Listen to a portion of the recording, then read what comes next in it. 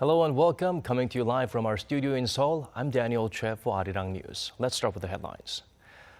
With an operating profit of about $6.5 billion in the third quarter and 82% jump from a year ago, Samsung Electronics has legitimate cause for celebration. A new online banking system set to launch here in Korea could simplify the way users pay their bills by creating a kind of one-stop shop for payments to different companies. Although the U.S. Fed decided to stay the course and hold its key interest rate once again, there are strong signs that it will raise rates before the year is up. Let's start on a high note. At the tech realm, Samsung Electronics saw its operating profit jump more than 80% in the third quarter from the year before, driven by strong chip sales and a pickup in its mobile business. Kim Min-ji starts us off. Samsung Electronics' third-quarter figures show the tech giant's earnings are on an upswing. The company had an operating profit of about $6.5 billion in the July to September period, up 82% from a year ago. Sales rose almost 9%, while net profit also climbed nearly 30% during the same period. Currency conditions were favorable in the third quarter. In addition, lower production costs for semiconductors and strong demand for chips and the OLED displays used for new smartphones helped drive up the earnings momentum. Samsung's chip business, which has been the company's cash cow, posted an operating profit of $3.2 billion in the third quarter, setting a new record. Its bottom line also got a boost to the tune of about $700 million, thanks to the Korean won's weakness against the US dollar. Samsung's IT and mobile division, which has been weighing on earnings, posted an operating profit of $2.1 billion, an improvement from last year, but still down slightly from the second quarter. Price cuts on the new Galaxy S6 smartphones, released before new Apple products in a bid to avoid direct competition, pushed up the number of handsets sold, but the lower average sale price ate into the company's overall profit. Analysts aren't so optimistic about Samsung's performance in the fourth quarter. They say the company's earnings will likely decline in the face of stiffer competition from Apple's new products, as well as seasonally lower demand for components. Kim Min-ji, Arirang News. And Hyundai Motor has reached an impressive sales milestone in the United States. But according to our Kwon So-ah, the situation isn't as peachy for the Korean auto giant in the world's biggest auto market, China. Take a look. Hyundai Motor has hit sales of 10 million in the U.S., reaching an important milestone in its combined sales since its entry into the market 29 years ago. Hyundai Motor America said Wednesday that it's thanks to the company's strategic rollout of its product line in the country. Hyundai entered the U.S. market in 1986 with a subcompact XL, which became an immediate success, selling over 100,000 units in just 7 months. The champagne might be on hold, though, as Hyundai Motor's popularity in China appears to be on the wane. For the first time in 6 years, Hyundai's ranking in terms of sales and other factors has dropped below a Chinese automaker. For the first 9 months of the year, Chang'an Automaker was ranked 5th behind several General Motors and Volkswagen branches. Hyundai Motor dropped 1 spot to 6th.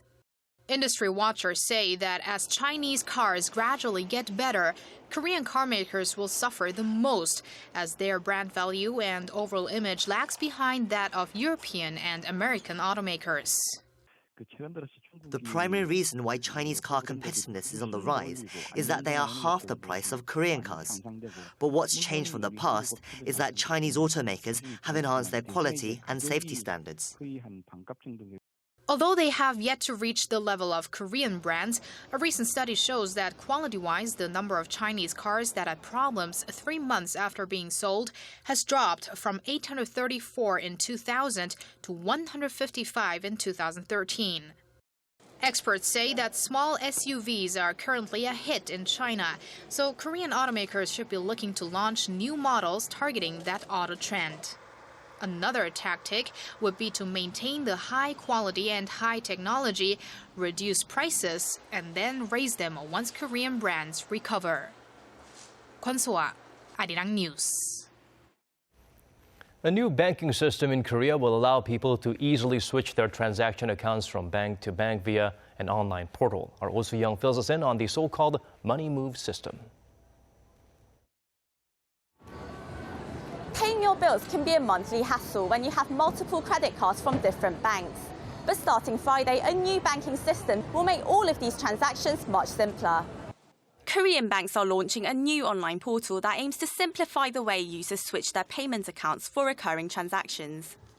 This means customers will no longer need to call individual card companies and other creditors to change their payment accounts. Now all it takes is just a couple of clicks. Adopted by 16 banks, the service is also available for transactions with major billing companies, including telecommunications and insurance firms. And starting in February, the service will be expanded to include utility companies. This is the first financial system in the world to allow different banking institutions to be collaboratively managed. Ahead of the launch, local banks are competing to capture part of the market, which is worth over $7 billion in annual transactions. It's important for banks to gain accounts with low-cost deposits because those accounts sweep in significant profits. So with this new system boosting the market-based competition, banks are providing more benefits for customers, creating a win-win situation for everyone. The list of benefits includes loyalty points, zero transaction fees, and lower interest rates for credit card purchases. However, experts say that banks could suffer losses if customers switch around their main transaction accounts just to reap the benefits on offer. Oh Soo-young, Arirang News. As expected, the U.S. Federal Reserve has left its key interest rate unchanged, but it gave its strongest indication yet that it will pull the trigger and raise rates in December, prompting concerns on the part of Korea. Lee Soo-hun reports. The U.S. Federal Reserve held interest rates at near zero once again, but it has sent a number of notable signals that a rate hike is possible in December, the last chance it will have to raise rates this year, prompting concerns about the effect on the Korean economy. Those concerns were reflected in Korea's financial markets. The benchmark Kospi took a beating on Thursday to close at 2,030, down 0.4% from the previous day, while the Korean won fell sharply against the U.S. dollar to 1,141. If the U.S. raises the key rate, foreign investors will pull out of the Korean stock and bond markets, and there will be a downward pressure on the Korean won. Another analyst from the LG Economic Research Institute says the impact on the local economy will be limited. The Korean won isn't very strong right now, and we're not dependent on raw materials. So compared to other emerging markets, we're not as vulnerable. For the first time, Fed policymakers clarified that they would make a decision at their next meeting on whether to raise rates.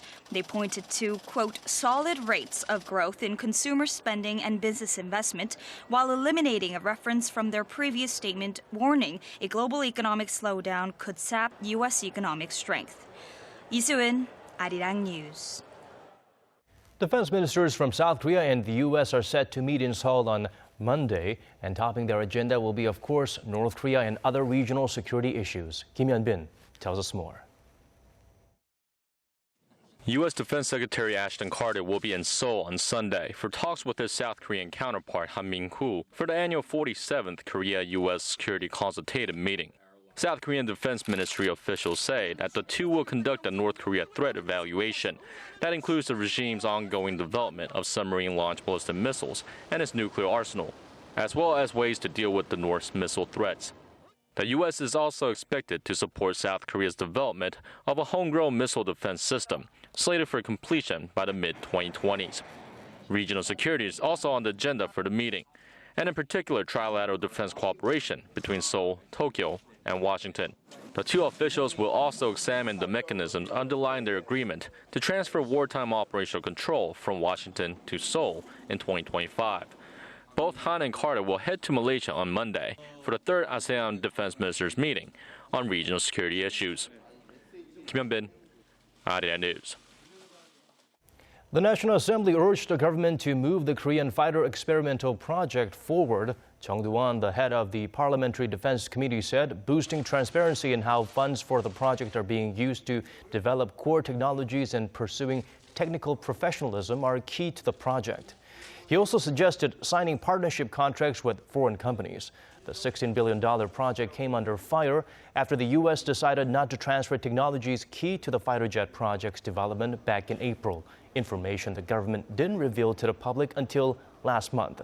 The project was launched to localize production and replace 120 aging combat jets starting in 2025. Meanwhile, the parliament approved $58 million for next year's project. Opposition party leader Moon Jae-in drew a swift rebuke from the ruling party when he proposed the government slow its procession toward creating state-authorized history textbooks for secondary students. Park Ji-won tells us more. The proposal by New Politics Alliance for Democracy leader Moon Jae-in was for the government to put a temporary halt on the textbook plan and create a social commission with history and education experts to examine the government's history textbook plan. I asked the president to postpone the government procedures for publishing the state-authored history textbook so the political parties can focus on addressing issues related to people's livelihoods that are piling up. The ruling Saenuri Party was quick to respond with an immediate rejection. In a written statement, the party said the opposition party leader should focus on getting lawmakers to carry out their parliamentary duties, especially the passage of bills related to revitalizing the economy and next year's budget. The party had also voiced its dissatisfaction with the opposition at a regular Thursday morning meeting, making reference to recent criticism from North Korea of the government textbook plan. The main opposition party has falsely claimed the government-led history book, of which not even a single page has been written, beautifies Japan's colonial rule and the nation's dictatorial past. This is a strategy that is only benefiting North Korea. The country is deeply divided on the issue. Following a survey by research firm Realmeter earlier this week, roughly half of the 1,000 respondents said they are against a government history text, while nearly 45% said they support it. Park Ji-won, Arirang News. President Park Geun-hye emphasized the importance of the role of women in reunification and promised a better working environment for working women. Hwang Sung-hee shares with us the president's message at the 50th National Women's Conference in Seoul today. Speaking before some 3,500 female leaders, President Park called for a larger role for women in the nation's efforts to reunify Korea. 통일에 대한 국민적 공감대를 구축하는 일부터 민족의 동질성을 회복하고 통일 이후에 통합에 이르는 과정에서 여성 지도자 여러분께서 힘과 지혜를 하나로 모아주시기를 바랍니다. It's the second time the president has attended the National Women's Conference and comes as Korea's changing demographics show there were more women than men in the population this year.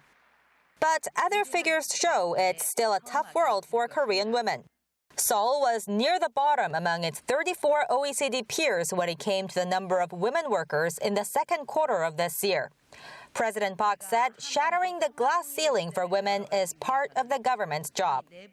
여성 인재를 적극적으로 발굴 양성하고 일하는 여성이 경력 단절 없이 계속 일할 수 있도록 일 가정 양립 제도를 현장에 안착시키는 것에 범정부적인 역량을 집중하고 있습니다. 여성의 발전이 곧 우리 사회의 발전이 될 것입니다. President Park stressed that a collective internal competence is the most important factor in opening a new era towards a reunified Korean peninsula. Hwang Sung-hee, Arirang News. North Korea might have to brace itself for the worst food shortage it has seen since Kim Jong-un took power in 2011. North Korea experts say the poverty-stricken state will fall 1 million tons short of next year's expected minimum food consumption amount of roughly 5.4 million tons. A severe drought that plagued the north this summer has led to a 10% drop in this year's food production levels.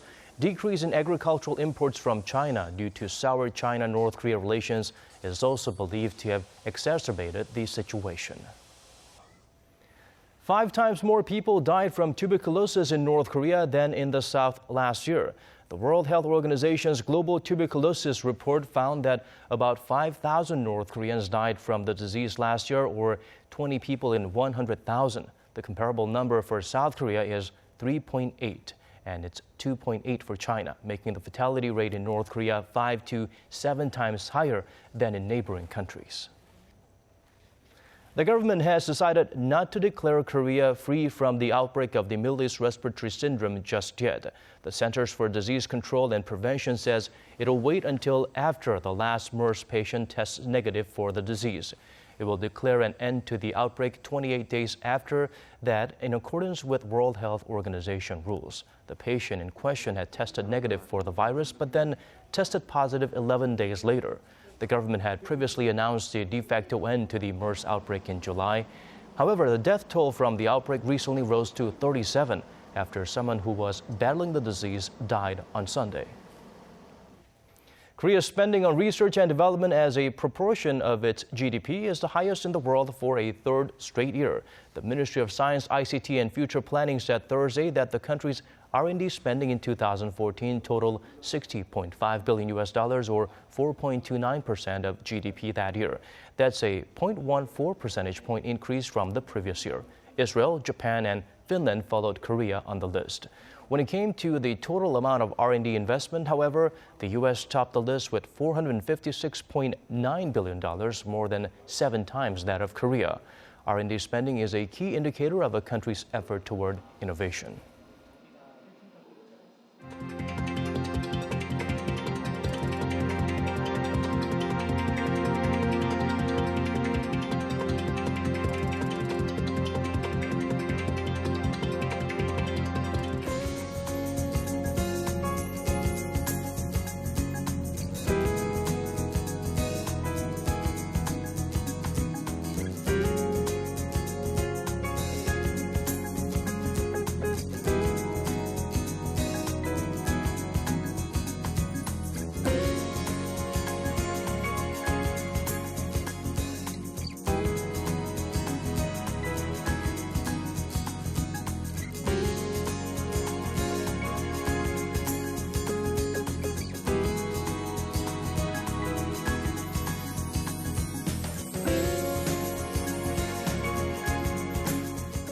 That does it for this hour. Thank you for watching.